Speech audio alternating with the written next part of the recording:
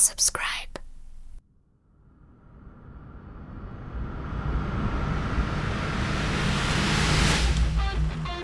Angry Ops Guy Podcast. I'm the angry ops guy, hanging by a thread, living on Prozac, the meds from my head, jaded and burned out, ADHD and overdrive, manage your life, running on a wire, I love it, I hate it, I'm past repair, the angry ops guy, just another day. Welcome back to the Angry Ops Guy podcast. Ops Mike here, and I have another guest. And this guest does not want to be here. She denied me the first couple of times, but she is here. And I have Miss Cheryl Baldwin from Head Office, the OG Ops lady. She is the Director of Marketing and Communications for WSI World. She has been part of the network and part of Head Office for 22 years now, even though she looks like she just got hired 3 or 4 years ago. Cheryl, thank you so much for coming on with me. How are you doing? I'm doing good.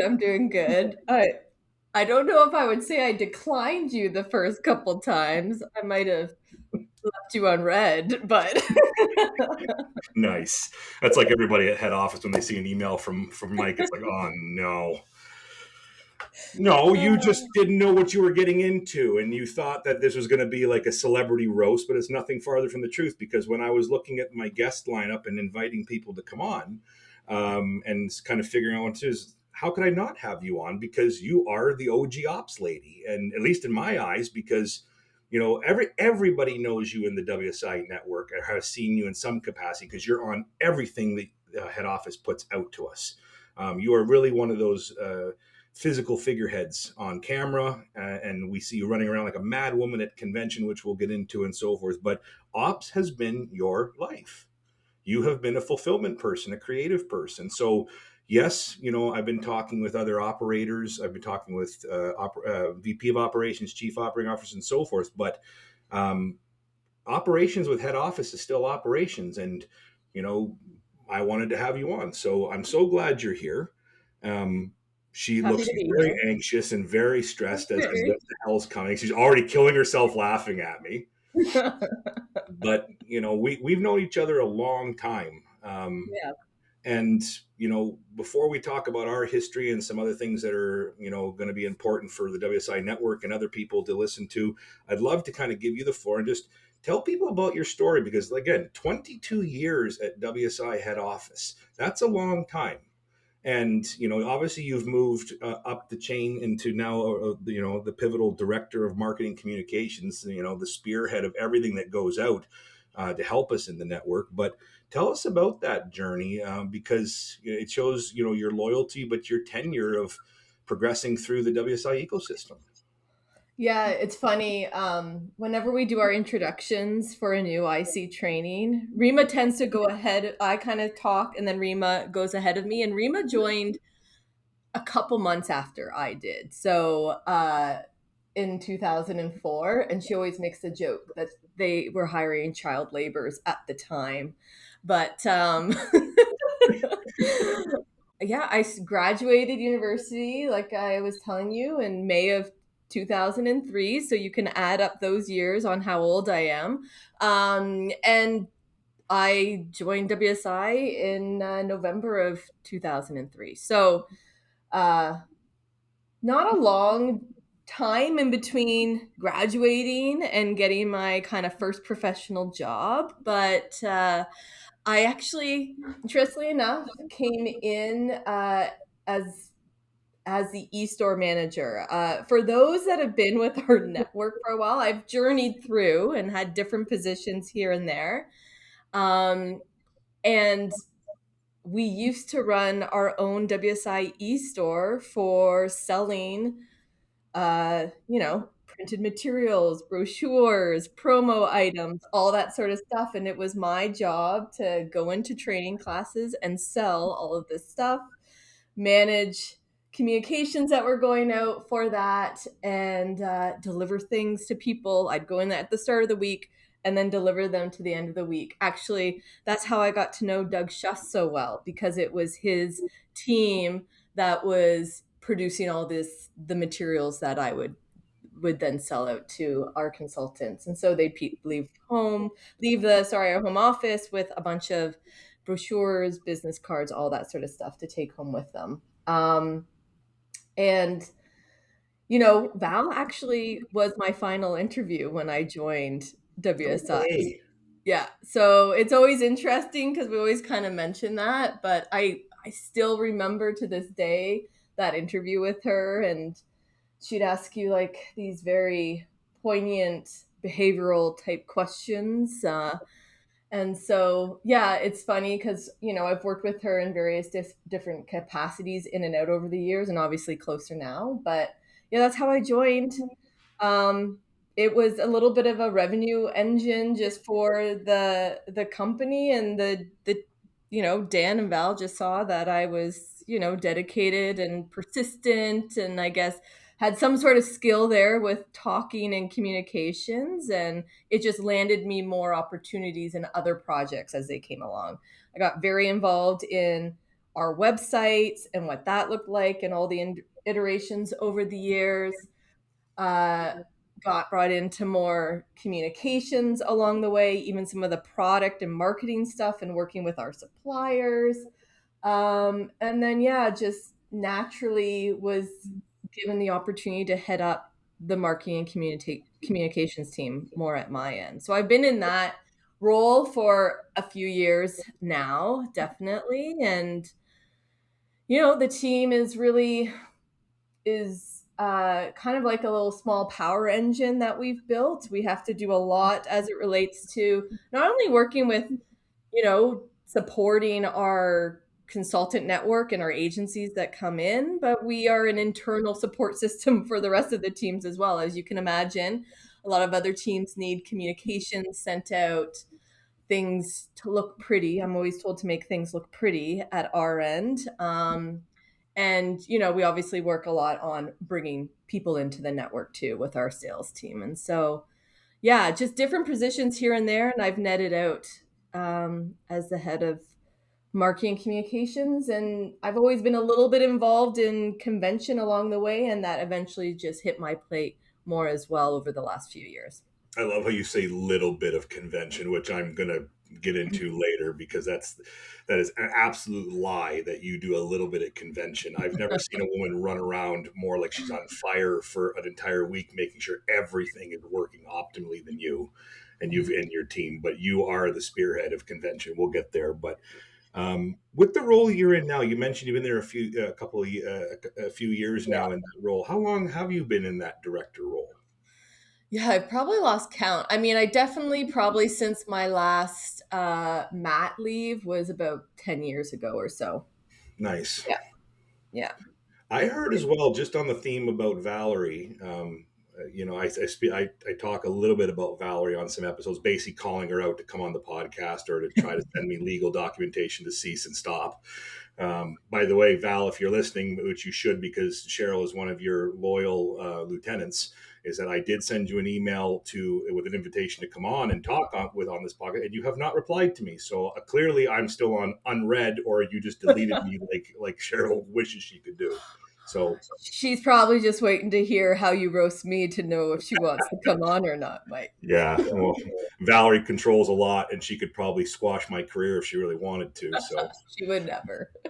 But going back to Valerie, I heard through the grapevine, not to give any secrets, but I heard Valerie was an ops lady back in the day too, before her whole president title and other things she's done in her career, because she is a mainstay at WSI for a long time. But I heard that she used to be in operations. Yeah. I mean, if you do get Val on the podcast, she has a very interesting background from where she's from and all that sort of stuff. But she's comes from an education background, actually, has very good learning in what it means to kind of build and construct education for adults and whatnot. So she actually headed up, it used to be called our knowledge management division, which was essentially a higher structure for education and a couple of different things. And so she was very involved. And she always still will weigh in on structures of how we're educating and stuff, because that's a key set that she came with when she joined WSI. So yeah, she very much is in the ops side. She's also ebbed and flowed a little bit in her own career, and obviously president now, but she has a really good, just strong business acumen, right, across all kind of components, which makes that progress make sense for sure. See, Valerie, I didn't just want to have you on as the president. I knew that you were in operation, so you can talk ops. You better reply Yeah. to me, Val. I'm going to see you soon. Okay, back to Cheryl here. So, Cheryl, again, with that journey you've been on, and again, obviously the podcast is centralized around operations and just the hell that operations is, because operations people know how to work at a different pace than others. There is a million projects on the go, and you know that better than anybody.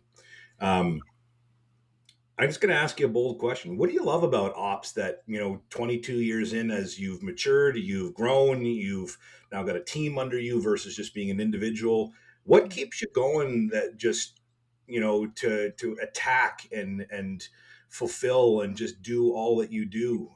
Because again, I've said with many guests, and even when I had Christina as a co-host in season one, operations people just strive for fulfillment, but again, we do beat to a different drum, and you just got to be wired to want to do this stuff. So what is it for you that you kind of identify now with some good longevity under your belt to kind of zero in on what makes you get up every morning and say, let's keep doing this versus let's burn it to the ground? um, Yeah, I mean, I feel like we all have some of those moments in us, but like, for me, anyways, I've always been a person that just loves to get things done. And I don't know if that's like me growing. So, if you're not aware, some people are. I'm grew up on a pig farm. Like, I'm a farm girl. I grew up in the country, very busy, in and out of like when my friends were spending their summers by the pool. I was unloading hay and my brothers and I were doing haying all summer long. And so you always had to get things done. There wasn't like leaving things undone in an environment like that. And I kind of was always built to just like, if you have a job, you got to scratch it off and do it. And that things are always changing, like the seasons, things change in that retrospect. And so for me, you know, I like being busy. I like having things to do. I like the concept that things aren't always the same. Things are always changing. There's always stuff popping up. We're always having to keep. I like the structure of keeping things organized. I'm kind of an organized person. I probably have better organized days than others, where sometimes things get away. Like everyone, things just get away from you. But I like the concept of knowing what's going on across various elements of the business. And so understanding what works, how things work, and helping things work better is kind of where I've always really been very interested. And I mean, with WSI, I mean, as you guys know, things change all the time. Yeah. It's not the same thing. We're not always doing the same thing over and over and over again. Things are changing. I think that's why we probably have people in our management team specifically with such long tenure. I was just on our weekly huddle. We just celebrated Daniel Latanzio and Mike Monahan's 29th year with Get W. out. 29, eh? Yeah. Yeah. Val equally has a similar tenure. You just heard Rima joined a couple months after I did. We have a lot of tenure on our management team. And I think it's just because we're all kind of, we're always excited on what's going to happen next and how are things are going to evolve and change. And from my perspective, you know, marketing ops is especially interesting just from that marketing standpoint. You get to kind of look at all different audiences, all talk to people differently, think about how people may look at things in a different perspective and kind of always change with the flow based on what you're trying to do and who you're trying to reach. See, I've known you almost my entire career at WSI. I formally met you a couple of years in when probably the first convention I went to, because didn't have a lot of exposure to head office people prior to that, just Yeah. being, the PM grunt, at the office. But I didn't see, I learned something about you, and I've known you for a long time. I didn't know that you grew up on a farm, but now I kind of connects into me as just, there's where like you said, with that, there's where the work ethic comes from. There's where that Yeah. perseverance and push comes from is it comes from your upbringing, and now you just translate it into the digital space as you progressed into your career. I did not know that. Yeah. I always tell my parents sometimes their building of my work ethic has always been a strength, but also like a weakness because it's like I'm just built to be like, oh, I need to get it done.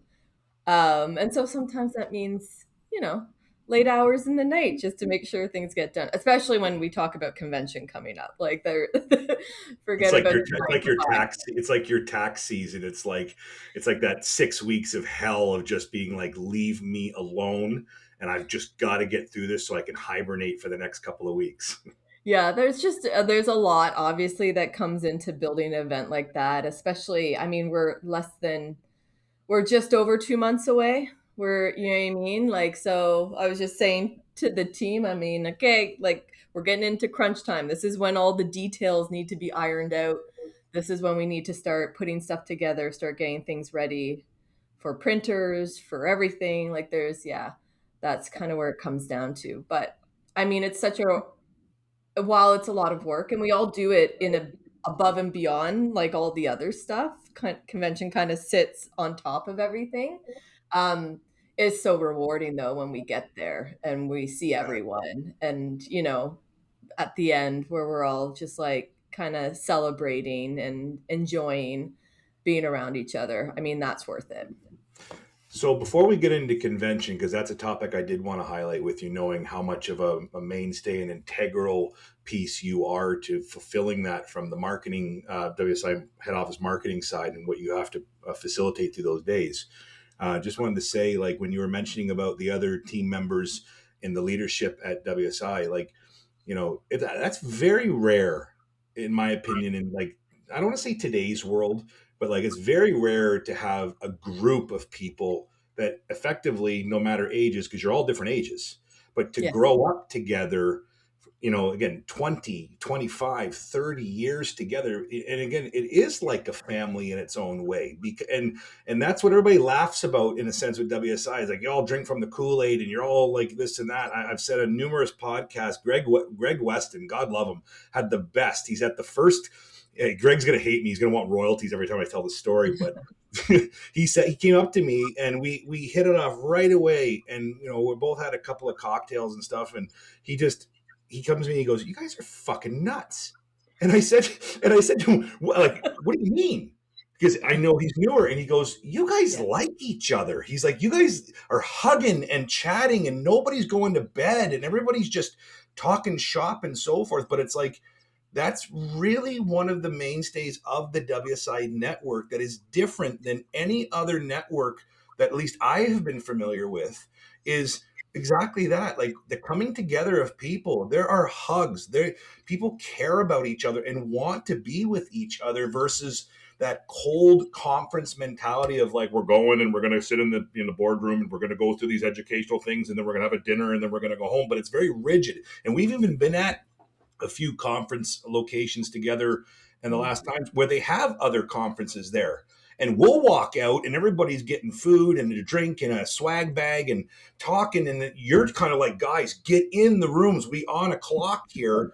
Then the other people are dumping out and it's quiet and they're cold and it's just like rigid, but like we're just like going crazy. So it's not surprising that head office has that family mentality in the people relationships, and Yeah. how that's kind of transitioned down through the various generations of agency owners to allow that community to be kind of healthy and also very open for new people to come into. Because I wouldn't want to be a newbie coming to a convention, simply in the sense of my personality would be like, who's going to talk to me? And like, I'm so and so and whatever else. And that it couldn't be farther than the truth on how we do it.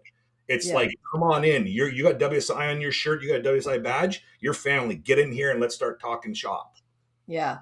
I mean, the network and the people are really our like secret sauce if we have one. I like, and sometimes it marvels us, right? Where we're like, man, like just the relationships that people have built, how happy everyone is to see each other.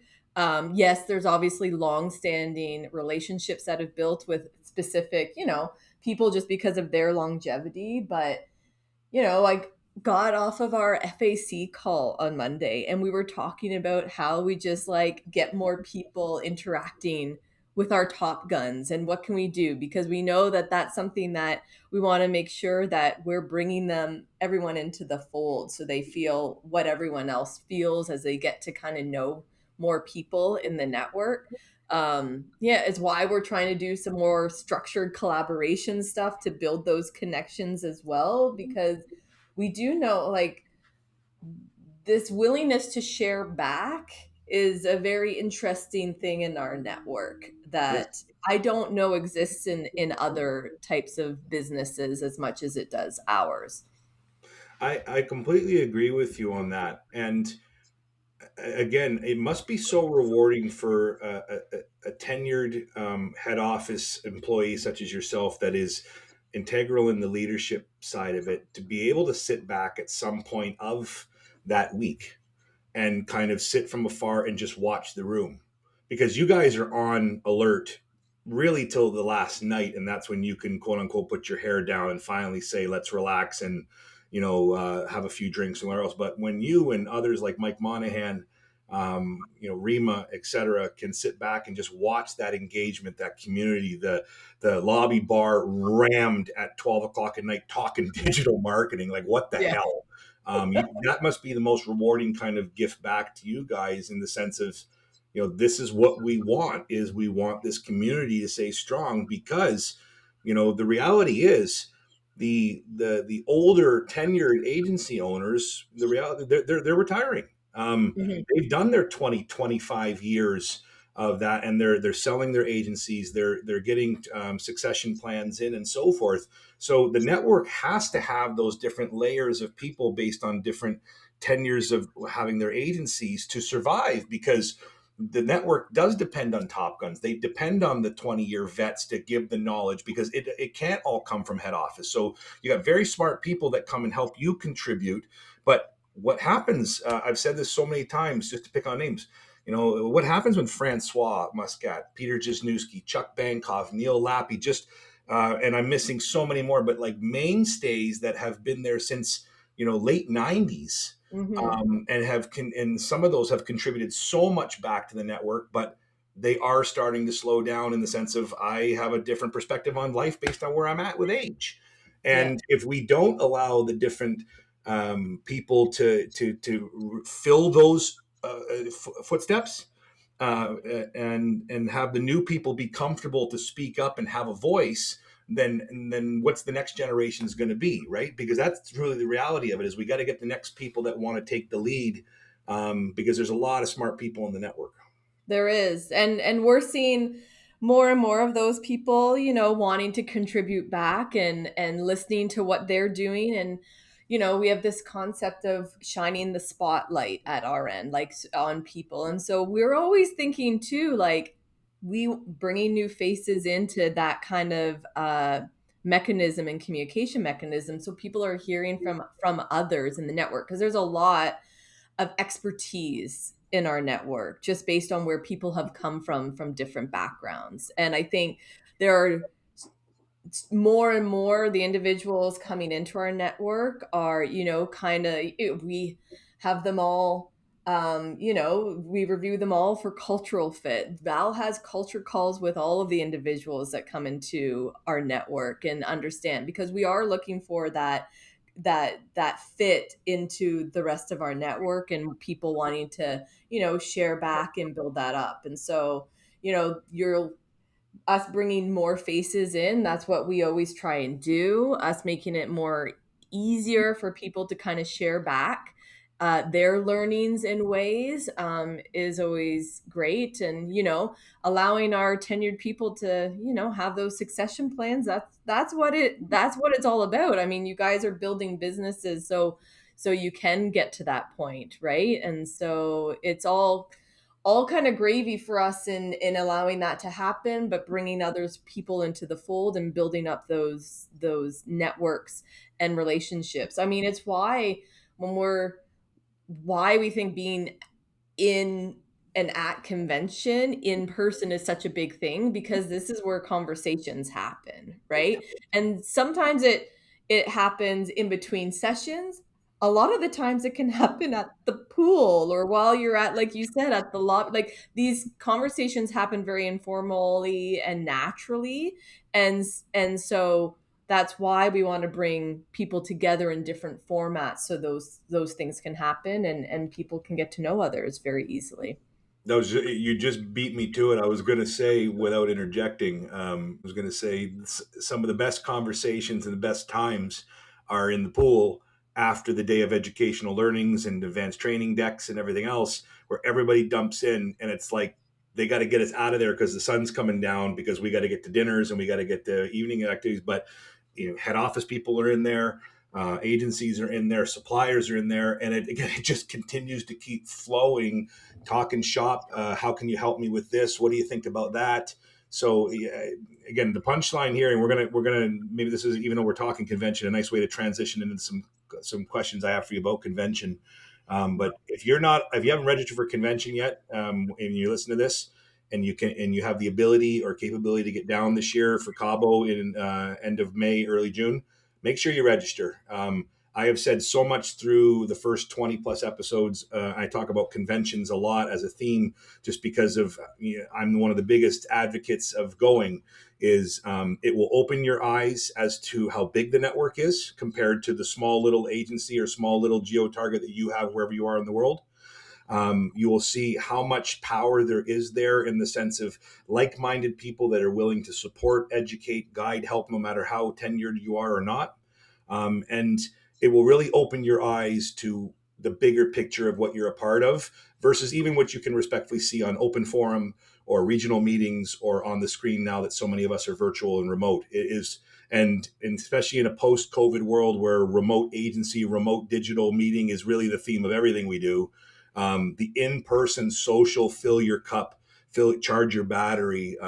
It's unparalleled for that week we go down. So get to convention, people. If you're in the WSI network, it is really one of those things that you will put on your list every year and a half to be able to get excited about. And Yeah. And just so you guys know, I did not pay him ahead of that to say all this. I was just going to say to you, you better be paying me a commission for what I just did.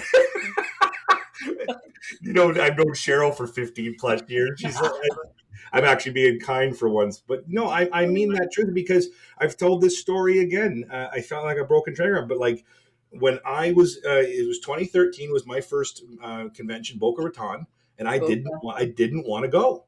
And he said, "What do you don't want to go?" Because I was a project manager. I got deadlines. I got launches. I got stuff to do. And I'm so like in my head. And Peter's smiling at me with his typical smirk, and he's just like, "You're coming." And I'm like, okay. But I didn't realize, like anything, he wanted me to see the bigger picture, because he goes, you can't see it being an office guy. I wasn't on open forums. I didn't join anything. He was the figurehead. I'm just this kid. But I got there and it's like, what is this? And from there, it's been like a drug of just, when's the next one? Because like you said, it's like a family reunion coming together. And when people you don't really know want to give you a hug and say, so nice to see you, it's very heartwarming, and that's the best way I can put it. And me and you laugh because you're one of those people I only see, sadly, maybe once or twice a year in person. Yeah. But when I see you at convention, I give you probably the biggest hug, where I'm probably breaking your ribs, and you're like, Mike, you're a Neanderthal. But you said to me in the last one, you go, God, you give a good hug, because it's like, I've known you forever, and you got this big smile like you always do, and you make me feel welcome. Well, that's lovely to hear. I appreciate that. Well, you probably just medicate yourself knowing that you're going to have to see me. You're like, what day are you going to be? I don't think Neanderthal ever came out of my mouth at any point in time. Not yet. You called me an ass clown. You called me an ass clown a couple weeks ago on a virtual office. For context, you gave yourself that name first, and I'm allowed to, and then you just jumped in. You're like, I'm like, if I do it, nobody else can hurt me. And then Cheryl, you can see the light bulb go on, and Cheryl's like, Mike, did you wear a dunce cap all through school? Were you the one that was the class clown? I'm like, no, I was just the fat one that got picked on. But I just do it to make people laugh. And if I get a reaction out of you, the best part is with you is you just roll your eyes at me, because I'm always like, oh, there's the ops wizard, Miss Cheryl. And you're like, oh, settle down. settle And down then I and get pass the time. random chat off to the side, which is like, don't tell me to settle down. Yeah, don't tell me to settle down. I'll do what I want. And you're just like, you have been exited from being a co-host. Yeah, it's WSI Head Office has got me on a muzzle. They've got me blackballed a little bit. So they every time I reach out and say I want to do something or I'm going to offer whatever else, that they have to have a meeting internally, being like, is this good for optics, or do we just delete that email? But as you said, I mean, I think what's nice, for me anyways, I can speak for myself here, but I'm sure I speak for other home office people, is when we get together and see, whether it's at a regional meeting, whether it's at convention, it doesn't feel like there's this big divide between, oh, you're home office, oh, I'm a No, consultant, right? And sometimes, that's probably different in other types of organizations where there's this very delineation. But I think, I always enjoy seeing everyone at convention and like catching up, and consider you guys friends, not just people that we have to service as and support. And so that's always been really nice, because we always feel that love back from the network too. So let's talk a little bit again. We've talked convention a lot. Let's talk a little bit because obviously, like you said, it's coming. 2 months.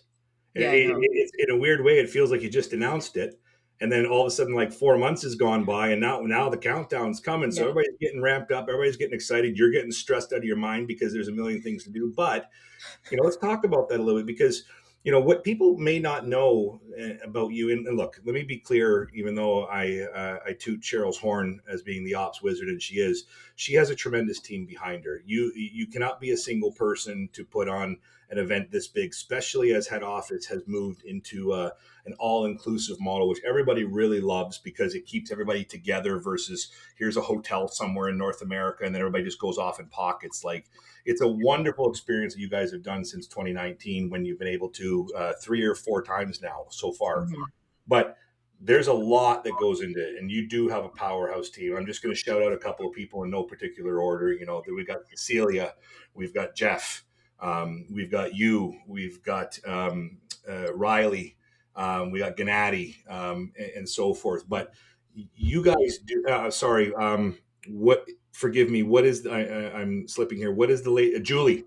Julie's a big Julie, powerhouse. yeah, Julie is our event manager. She's been with us since actually 2018 convention. So that was in Montreal. And, you Yeah, know, we were just really needing to have someone with the more of the event manager background and hat to help us, because there's a lot of moving parts. And I think production of the events have obviously increased since we've brought her on, because she big thinks time. about it from a different perspective.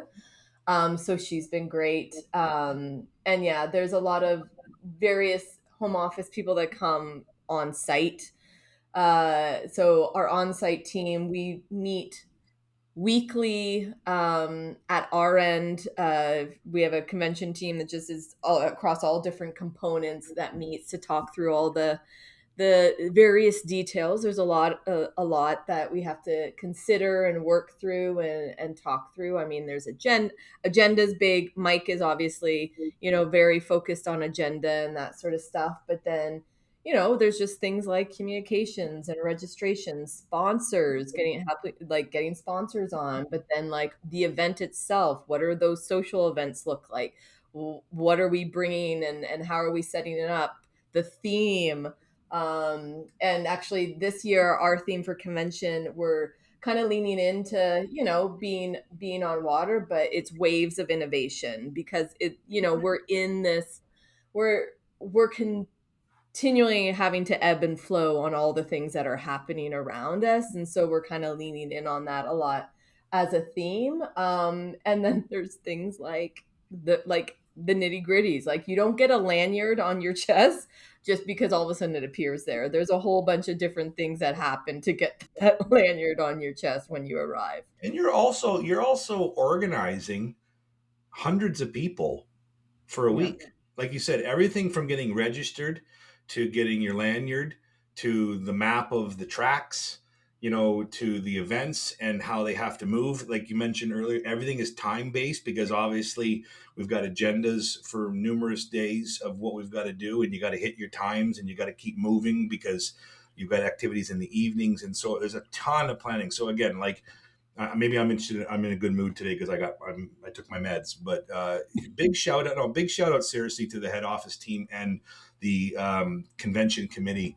It's a very selfless act to have to put that much together. And again, it all has to come together. And like they say about having a child, even though I don't have kids and I know you do, but like it takes a village to grow a child. It takes a village to put on an event of this capacity. And on top of that, you got to cart now everything out of country versus just driving up the 401 to a hotel somewhere. You got to Yeah. bring everything down and make sure it doesn't get lost in transit. And does it get there? And oh my Yeah. God, like Well, I mean, your whole experience getting down there, to me, I need clonazepam just to calm down thinking about it from an anxiety perspective. I get to go and snore on a plane for, well, this year it's going to be like 9 hours with my I connections. know. But Yeah. like that's, to me, that's stress. Just even making sure my shit got down there so that it can roll like you guys plan to do. And then, maybe even to say we'll take a step back, but like then you get in the last convention, we get the tail end of a hurricane, and you guys got to adapt on the fly to try to say what can we do, what can't we do, how are we going to get people here safely, making sure we adjust things and so on. So it's not just here's the plan and let's go. It's like you get there and it's like we open this tap and it's leaking, this other one's on fire, and this one's running smooth, and we all got to figure out how to glue it back together.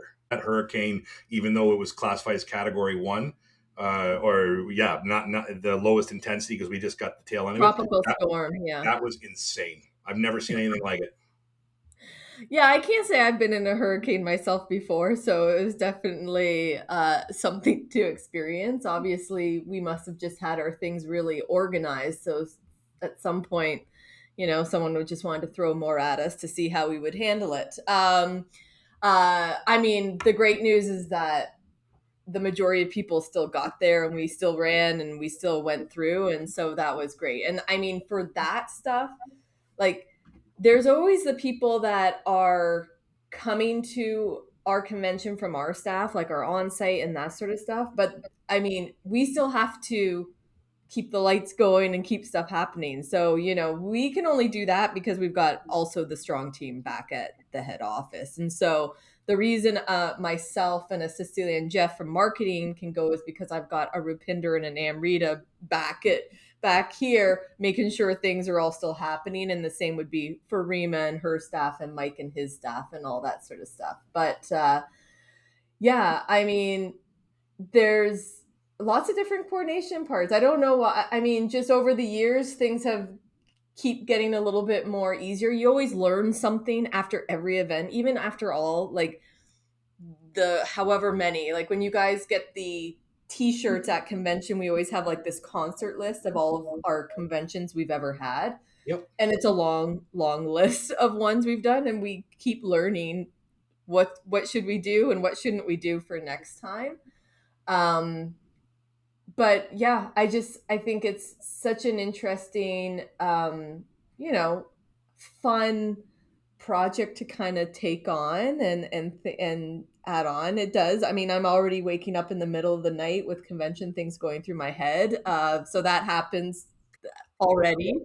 But it's like I said, like once we get there, once we see everything, once we hear the feedback, I mean, it's all worth it to us in the end. And the reason we do it all is because we truly believe in the power of everyone getting together and learning together. We feel it is a fundamentally important thing as business owners, part of a network, to have and connect with each other in that way. While I think it's why our tagline has resonated so well when we came out with it, embrace digital, stay human. I'm not sure why we just didn't connect the dots on that earlier and have it way before. But yeah, I mean, we're talking virtually, but we do still have to have that level of human connection, I think, just as people. And so that affords that. And I know, there's always this concept of the investment to get to a convention. And we understand that for sure, but we do think of it as investing in your business. And so you can bring those learning backs, investing in it to build those connections, to talk to not only just consultants, but our suppliers. A lot happens on that front too. And all of a sudden there's stuff that comes out of that as well. One thing you have to learn based on every convention is you have to learn that Fat Boy over here needs a double extra large T-shirt, because you always give me like a large and extra large, and then Baby Huey tries to put it on and it doesn't work. So can you make a note of that for you and Rima, that Okay. double Add extra more large? sizes to our t-shirt. Okay. I know. I hear it from Ryan Kelly because he wants a medium instead of Ryan just needs to start taking HGH, human growth hormone, and he'll all of a sudden be a 6'2" stud. But he needs a kid size T-shirt, and he'll slaughter me for that. But that's fine. What is your favorite part of convention? Because you are in so many different areas, especially how I see you as someone in the crowd. You are the primary, if you will, of the audio and visual department, in the sense of keeping that stuff going. You have really, in the last few years, and forgive me if I'm incorrect, but you've really taken more of a speaking role. You've been almost an MC. You've been somebody to you and Mike are a really great tag team of kind of bouncing off each other for the award ceremonies, the intermediaries between Val's presidential speech and Dan Monahan's founder speech, and other things like that. But you're everywhere. So what is there one thing that you're just like, this is my favorite piece of it, or this is my favorite part to watch it play on the screens or on the stage? What is it? What is it for you? Yeah, I think it's a couple different things. So one When of Mike, my favorite Mike, parts, Mike departs the resort and you don't have to deal with him yeah, anymore. when Mike finally leaves and I can like let out a sigh of relief. No, I really enjoy, while I'm not sometimes not there all the time just because of coordinations. I love registration, just to see people come in and meet people. Um, and so I love that part.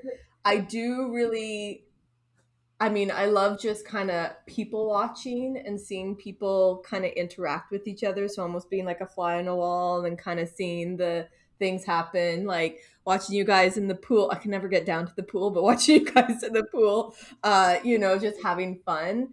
For me, I like just breathe, like not a sigh of relief, but like a sigh of accomplishment maybe. Once we hit that kind of last thing at the end of the event, and it's like, oh, we did it. Like everything kind of went off, people are happy, having a drink after our awards and just hanging out and chilling with everyone. I love that because it's kind of a different way to interact with people, and that you've been able to get it. And then for me, seeing some of the surveys come in and that we've done a good job is also the different parts. Well, I don't know how you do it. And I guess my next question is, when it's over, and it is over, because what I've also realized about you, especially with the all inclusives, is you do take a micro vacation afterwards. Because obviously, when you get down there, it's work mode for that first 6 days.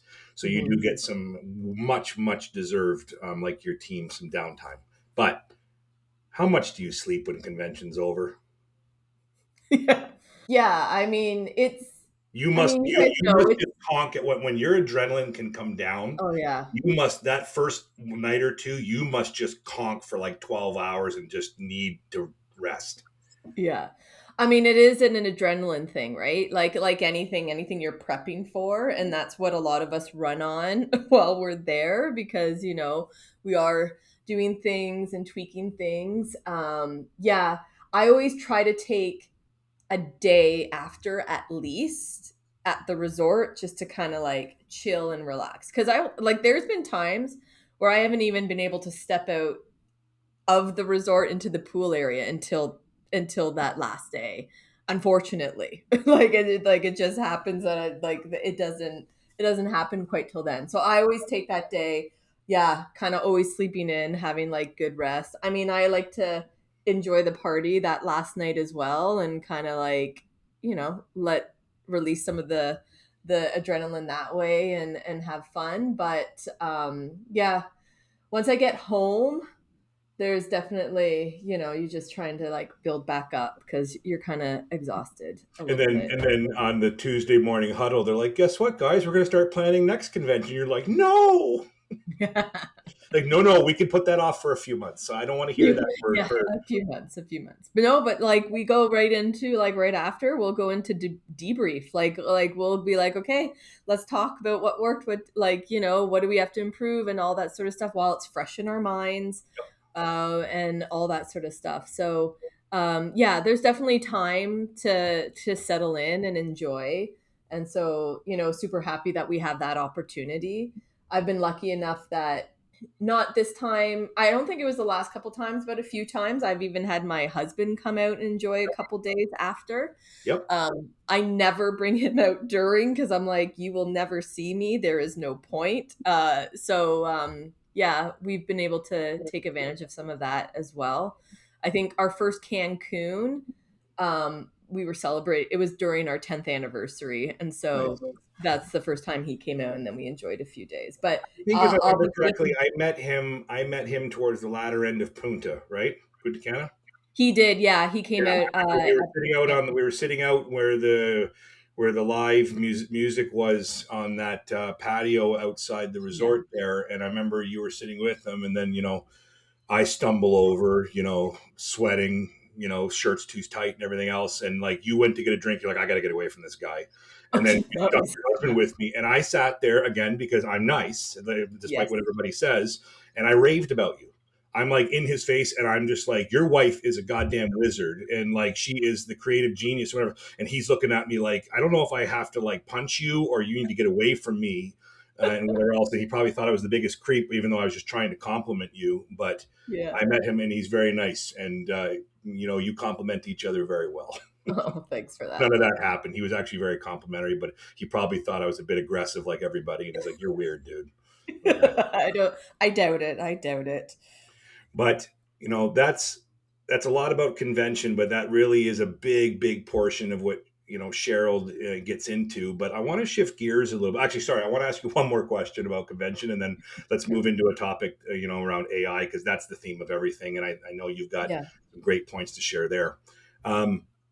Okay, so Punta Cana convention, everybody knows that I got dismantled by Jack at the end of his keynote. But I have to ask you now in confidence, even though this is going to go out on the wire. In confidence. Not a word. So, yeah, doesn't make any sense. So, if you're the head of audiovisual with your team and so forth, how did that pumpkin-headed goof get that slide at the end of his presentation when you're navigating the audiovisual? Were you in on this? No, I was not. I mean, obviously, I help make sure that he's got his slides going properly, but I don't. You should actually take it up with Mike Monahan. He's the one that reviews the presentation. Nice. Now I figured it out. It's Throw him Mike. under the bus. No, but I don't. I don't even like remember all of that.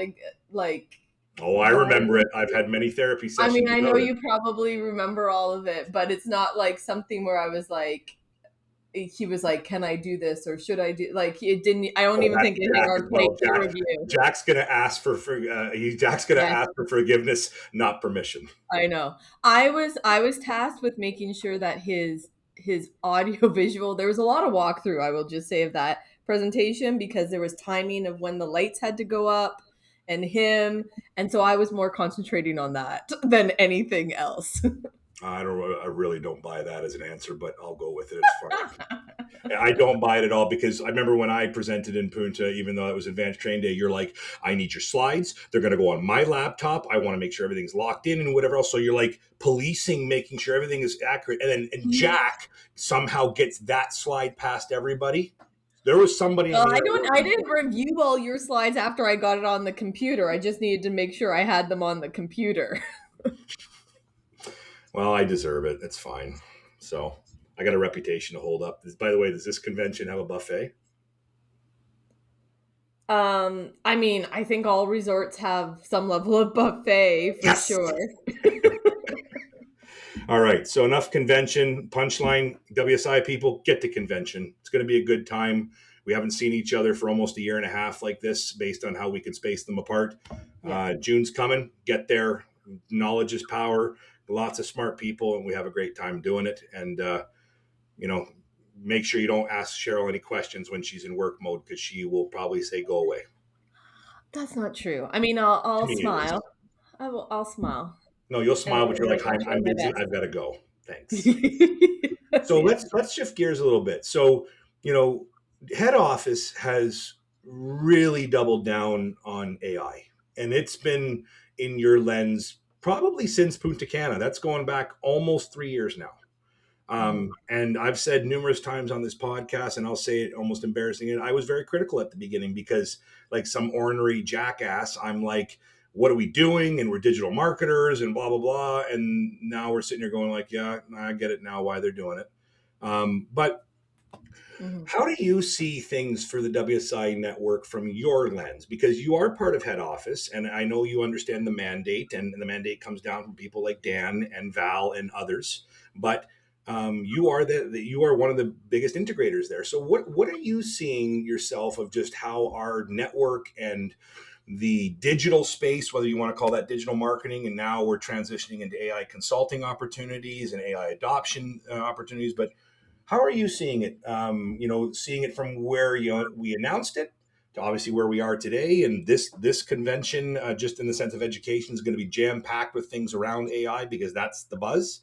But yeah, what are you seeing for the future? Knowing also where you started 20 plus years ago, and what we're talking about now, and how you've had to adapt your skills, and also what you're putting out in content, creativity, tools, and everything that you facilitate to get to us on things like virtual office so we can use them. Yeah. Well, I mean, I think from our perspective, I mean, and for those that don't know, Val may have, I think, shared this on one of our open forums, but one of our annual goals is to modernize our core digital service offerings. And we're doing that through the lens, obviously, of how is AI impacting stuff? Because I don't think we can just put our head in the ground and ignore what's happening around us if we want to keep evolving as consultants, as a company, and all that sort of stuff. And so, obviously, we see it in a couple of different ways at our end. We see AI as its own offering, like whether through training, through consulting. We're seeing, I mean, the biggest opportunity right now, and as you guys know, we're leaning in on, is on the training part, because there's a big gap there on people getting effective training just for their business, but it is the lead in that makes sense into maybe more established consulting. But we also see our core digital marketing services still being like a key element of our business. We just know AI is impacting them in various ways, and that changes like how it impacted like how AI impacted SEO in 2023 was not even on the radar of what how it's impacting now. There No was kidding. no, we didn't have all the chat GPTs and all that sort of stuff when we met in Punta Cana. Like AI search wasn't this big thing. And so, obviously from our end, our mandate is we need to keep up to date on what's happening so we can make sure we're evolving and being still relevant to our clients and delivering that value that they need. And so that can come in the form of how they use AI more in their business specifically through consulting and education, but that also can come in the form of how is AI changing things on the core digital marketing services we have, and how do we have to adapt to that. Like our adaptive SEO and the book is all kind of built around trying to make sure our search strategies with our clients are moving with the tide, right? So, I mean, waves of intervention, moving with the tide. And, not only is it about all the stuff that you have done with clients, like all the foundational stuff is still valid and still good and can be done, but there is going to be more that has to be done in order for them to really optimize themselves for the LLMs, the ChatGPTs, the Claudes, and the Perplexities, and Absolutely. and And, so for us, it's not like I think when we may have come out with all this AI consulting stuff, and you tell me because I know you guys were also like, oh, yeah, like people just felt we were ignoring the digital marketing stuff and just moving to the AI stuff. But for us, we want to make sure we have strong offerings in both buckets because we know that we need to. And we just want to make sure we're not falling behind or ignoring the fact that AI is here and it is changing how things happen. I mean, websites alone could change a lot with AI, with things like Lovable and all that sort of stuff. Like that concept of how we develop websites or even how we develop landing pages and prototypes and design concepts will evolve just because of the tools that become available and how AI can plug into there. And so we have to stay kind of present and knowledgeable on all that sort of stuff so we can bake that back into what we offer as a company. I think you're right because you said to me like, "What do you think?" I think I agree with you. I think what was hard for I'll just speak for myself. What was hard for me is I'm practical, right? I'm ops. I don't work in theory. I don't want to hear that something's going this way and that way. I want to see it in real life. So it Yeah. was very hard to kind of adopt, if you will, not knowing the power of it because. What I didn't understand at that time is they say it's coming, but like anything, is it a shiny object? Is it something that's going to flatten out in 2 months? But the growing power of this technology and this intelligence, if you will, and now into practical usage. Because I've said this a lot too. I do believe AI is simply a tool. The humans are teaching it what to do. The humans are needed to humanize it and so forth. But it is a very powerful tool if you can sit there and understand how am I going to apply this for whatever I have to facilitate. Yeah. And I couldn't understand that in those Mike Kaput speeches at that time, and Dan with his keynote say this is where we're going. But that's also why, for example, Dan is a visionary, Yeah. and I'm the miserable integrator because I need to figure out how to do it versus just talk it and see farther than 5 feet in front of me. So, like even with the AI consulting, wasn't it all like, why are we doing this? I was impressed by it, but again, it's like it's something new, and it's like, how do you sell it, and how do you make it marketable, and how do you get confidence in something? Because I think everybody's afraid of the unknown, right? We're Yeah. creatures of being comfortable, and if you've been doing digital marketing for 5, 10, 20, 30 years, then that's your bread and butter of your confidence. And now it's like, go sell something net new. Now that is a product of overall digital, but that was what was hard for me, and that was my pushback because I'm sitting there going like, I don't have customers asking for this. I don't have Mhm. customers wanting knowledge. They want leads. They want digital marketing. Yeah. They want websites. But again, 3 years now have gone by, and the conversations are changing. Now we're seeing it like you really well said about the search experience. How much has that changed in the last Yeah. 6 to 8 months? It's staggering. But Yeah. none of us could predict this, and we can't predict the future of where agentic is going, where possibilities are going. You and I have both kind of understood, Clawbot and reading on that with Seamus and Robert and everything of where potential that's going to be as they Yeah. put guardrails on that. Like the options are endless, but what I love what you said, and I think that's important for people listening, is it's not replacing the core fundamentals of what WSI as a network built their foundation on. It's giving options for people based on what they're comfortable, what they're interested in, and making their unique selling proposition unique. Because you said at the beginning of our recording here about the WSI network, our people are the differentiator. Neil just recorded with me, and we'll be dropping him in weeks to come. But he said the only thing that we have to differentiate ourselves in this commodity-centric business is our people. So if we can stand out as WSI consultants to be able to talk, educate, and do things that other agencies can't because of what we're being fed, because of what we're investing, getting certified in, then it's going to make us unique so that we can stand out versus, hey, I'll help you get your website ranked like everybody's putting out Yeah. there. So, Yeah. and like you said, some people won't be strong with digital marketing, and that's okay because now you can have your WSI franchise no matter whether you're 3 months in, 6 months in, or 2 years in, but you can shift the lens and say, well, I'm really enamored with AI, and I'm really enamored. I'm a good consultant versus a fulfillment person, and I can go work that market where there's so much untapped potential right now. versus getting into the, I call it like, the beehive of just a million digital marketers saying the same shit. Yeah. Well, and I think, that's where, levels of flexibility in our offering, people can niche in different things, and that's okay. We have Mhm. some digital marketing consultants who are now just focusing on AI because Yep. that's where they're just leaning towards, and that's great. But and then we have some that are, still leaning in on the key things. It's just a matter of, okay, well, what does that mean now in today's like digital environment? I mean, I don't think you can be a digital marketing company for 30 years without having to navigate change in a very kind of strategic, flexible way, if that makes sense. Mhm. Y I mean, change definitely isn't for, I mean, it's hard, guys. Change is hard. Things are changing all the time. And we get that, but it's easier for us to move towards things if we're moving.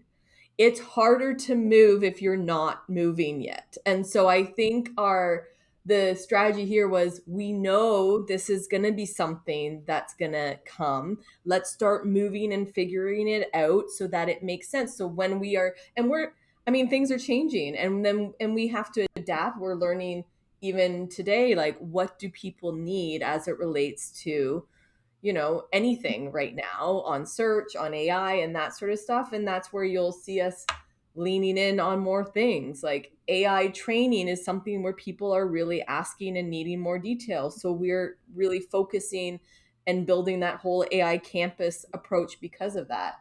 AI search, so building that more into, our search offering and all that sort of stuff, and getting up to speed on what that looks like. And so I think it's kind of I mean, for us, we've always had to be in a constant kind of little bit of flow of movement because we know things just keep evolving. Well, on the note of certifications and education and AI, I would like to pay you another compliment. And I know, again, there is a dense team behind this, and not just you, but you are an integral piece of this. And I just spent 3 days in the AI certification program, and thankfully passed because I thought I would fail. Somebody let me through. I also posted on Work Vivo today. I meant it. I I was know I very I saw. was very impressed. I can be critical and ornery and everything else, but I think this is some of the best subject matter and education, and a streamlined package of a dense amount of stuff, tools, documentation, process, that you guys have put together. And everything is not for everyone, but it really opened my eyes in those 3 days, between the role playing and learning and understanding. I said to Mike when he was asking for feedback, I was just like, I was very impressed, and it kind of filled my cup again to look at opportunity, and like you said, to have more options in my toolkit so that I can work with my Peter to continue to evolve our agency, to be relative, to be differentiate ourselves in competing against other companies, and to be better educated. So a big shout out to your AI team at Head Mhm. Office for what you guys have put together. It was very impressive versus like, let's just watch a bunch of slideshows and, good for you. It was very powerful, and everybody from newer ICs to some of us more tenured on there were just blown away. So thank you very much for that. Appreciate that feedback. I know a lot goes into the team putting that together, and so I know they really enjoyed your post on Work Vivo. So thanks for that. Oh, no problem at all. Okay, we got to start winding down a little bit because I would love to talk to you for another hour, but you don't want that. So, I have another question for you, which is always a theme with me with ops people. Is you talked about what you love about ops at the beginning. Mm. Now, what do you hate? What do I hate about operations? Hi, Yeah. Cheryl. Are these UTM parameters correct? Can you let me know? Thanks. Listen, I mean, I always feel it's on the UTMs. I always feel like weird when I have to like. So does everyone know what a UTM is? Because I feel like I talk about them all the time, but Well, I I know don't. what a UTM is, but I had what people are thinking is I didn't just pull that out of my ass. That was me. Yeah, I sent her an email yesterday. Like, I've been doing digital marketing for 17 years. I know what UTMs are. I know how to yeah. do them. But I'm like, is this right, Cheryl? She's like, yes, Mike, it's right. Just push it out for Christ's sakes. What's the matter with you? Cheryl, everybody, Cheryl is my go-to. There are so many different people at head office you can go to for support, and they also have a support email that literally goes into a ticketing system. And I bypass all that. I just go to Cheryl for anything, Yeah. always. And she's like, "Oh God, no, no, delete my email, Mike." Anyways, back to you. What do you hate about ops? What drives you nuts? What pisses you off? What makes you want to scream and just burn it to the ground? Mhm. My favorite part of the podcast. It's your favorite part. Man, I better have a good answer. And I'm trying to think through. I mean, for me, like things that might like just irk or annoy me are, everyone, obviously everyone thinking everything's important all the time and and Everything. feeling like you got to get everything together all at once. I mean, also with AI has been great, but it's also a little bit like now that people are like, we'll just do that really fast with AI. Can't we get that done right now? Can't we just do that? And I'm like, I don't know, like it's not just about throwing stuff in AI, guys. There's so many iterations that happen when we do stuff and look at things. So sometimes, no, it's not just about getting things done fast. I mean, I'm a proponent of a project plan. I don't love putting project plans together myself. So like the nitty-gritty of like although like I do like it just for organization purposes and but I kind of do it just to have something to scratch off, like to feel like I've accomplished something. But like thinking through and going through all that stuff sometimes is I'd rather just get started and get going. So like having to sometimes take that break and think through stuff or on that front. um, there's just also lots of meetings. There's lots of meetings with things. And so, Ops people just want to work. yeah, They're good at working. You said at the beginning, I need to get shit off my list. I need to cross this yeah, off. I need to feel like I got stuff done and whatever else. And then meetings, and then like you said, then you're burning the midnight oil trying to catch up on operational fulfillment because all day you're in meetings. yeah. Just I want to mean, work. and my brain is I've just structured it to think of all these details. So I don't love that sometimes I can't shut my brain off to think through it when I want to shut my brain off. And then it wakes me up at like 2:30 in the morning and then I can't fall asleep again until 4 because I'm just going through all the stuff.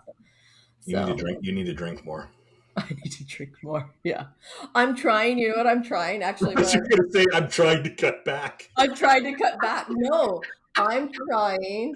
I'm trying hot yoga and fitness right now, Good for actually, you. to be my like distressor at the Good for moment. you. Yeah. How's it going for you? You enjoying it? Good. Yeah, like a location just opened up nearby. I'm actually headed there for a class at 6 o'clock. Good. Um, but yeah, no, it's nice. I find like sometimes you just need time to break away and shut the laptop down. Because I'm someone that'll just keep working and working and working. Um, and it lets me kind of de-stress, but also, man, I do have two kids, both heavily involved in sports, so not a lot of the time can I take time for my own stuff. So it's forced me to do that a bit more. So there's a theme here as we wind down, and I've said this because I've been very fortunate to have numerous guests, very, very powerful, smart, intelligent women. And I've said in a couple podcasts haven't dropped yet, but I have said it's very interesting, at least in our WSI network, that ops guys, like I've monikered myself the ops guy just for fun, but there's not a lot of ops guys. Mm, I am outnumbered by an extreme amount of powerful, smart, creative ops women. And you're in there, and I've said, like I said, Cynthia, Cecilia, Christina Pilarski, Denise Bowen, Heidi Schwendy. You get the keep the going. And I'm missing again tons of Valerie, but like there mm, are so many smart women. So, like I keep saying to people, hire ops women because they're smarter. Hire ops women because they're going to produce a better product. And I need to figure out somebody else in this network that's going to try to like support me because I am outnumbered. I'm in a mastermind with Denise and Cynthia and everything else, and I'm the only guy. I'm the only guy. And I just put myself on mute. I'm just like, I just need to be quiet because, you can learn a lot from these women. But this is an interesting theme I've got going on. They're going to be like, oh, you just invite women to be guests. I'm like, no, it's because they're the smartest people in the bloody network. Sorry, guys, but it's the truth. Man, oh, man. And on that note, Finally, someone's recognizing. oh, I recognized it a long time ago. Women rule my life. Christ, they just tell me what to do. Like, let's not kid ourselves. My mom's a strong woman. My wife's a strong woman. The Yeah. women around me in operations were like, Mike, just shut up and do what you're told. Okay, no problem. But, you have really been one of those people that I admire. And I mean that sincerely because I can't figure out how you do it. I know there's a team behind you, but Yeah. you're a major part of that. And like you said, you have two boys that are growing and are busy. You have a husband. You have a director role. You spearhead convention with your team and so forth. Like the battery you have, like other moms that are just dominating life and ops and work and everything else. It's very impressive. I can barely keep my shit together for 8 hours in the ops day. And then you're like, yeah, I got to go play mom now and try to go get hot yoga in. And I'm going to not sleep all night. And I'm going to come tomorrow on open forum and present to you all. Like, I don't get it. You're going to have to teach me one of these days how to do it. I don't know.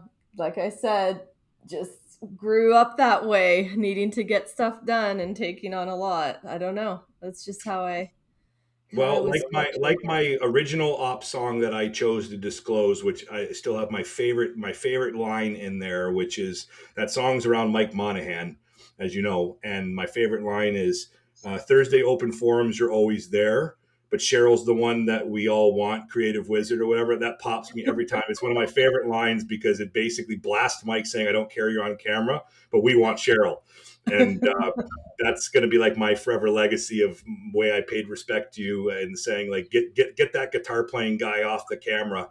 We need more Cheryl in our lives from the ops side. But you better make sure that you don't edit or remove any of my dare to Mike Monahan because that's already blown up in my face. I positioned Has that it? whole thing around an AI song versus AI song battle. And Mike gets on, I don't know how he misread it, but he's like, okay, well, I'll write a real song and play it on my guitar. And then you'll come on, to stage and we'll play your stupid AI song or whatever else. I'm like, how did this happen? Like he's I a know. I musician. mean, I'm going to get buried. Mike, it's on my list of things I have to now do for convention on where do I fit in this music. Sorry. It's okay. It's going to be fun. Anyways, I'm sure you're going to be featured on our welcome reception or somehow Oh, it's with going a to be a hoot. duo. Whatever you want to Yeah, do, we're going to have a hoot with it because I did it on purpose to make people laugh. yeah, And that's the thing is let's have fun with this. And also what I want to do with that in that, 2 minutes that we do it or whatever, and you find a place is it ties into AI is look at what Mike can do, a skilled musician, and yeah. he's amazing. And look what technology is allowing someone that has no music ability, no rhythm, no whatever to produce. It's not to show at all, guys, that Mike Monahan can be beaten. It's to show is look at what the technology allows us to do now to have fun, to be creative and do stuff. And you were the person that introduced me to Suno when I was in the back throwing lasers at you guys with your campy sales jingles or whatever. And then I'm sitting all the way home on the plane going, I got to play with this a little bit. And now here I am building an album on Spotify for my own There you music. go. There you go. We're going to have fun with it. And I'll probably trip up onto the stage and make an ass of myself. And we'll have a good Okay, time with it. so note to self, put you on earlier in the night. All right. Well done.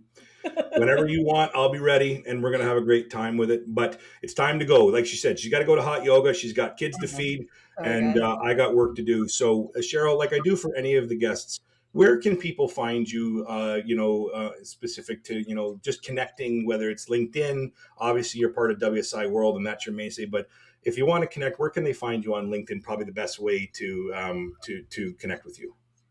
Yeah, for sure. I mean, for definitely I'm on LinkedIn if you want to connect there. I'm also very reachable for any of our consultants on the call. I mean, shoot me an email whenever you have a question. Or you can use WorkVivo and tag me in like Mike does on things that he posts and then I can comment in. But yeah, definitely any of those channels. Well, if you haven't met Cheryl for whatever reason, then you're doing something wrong. Like I said, she is a familiar face with the biggest smile as soon as you see her.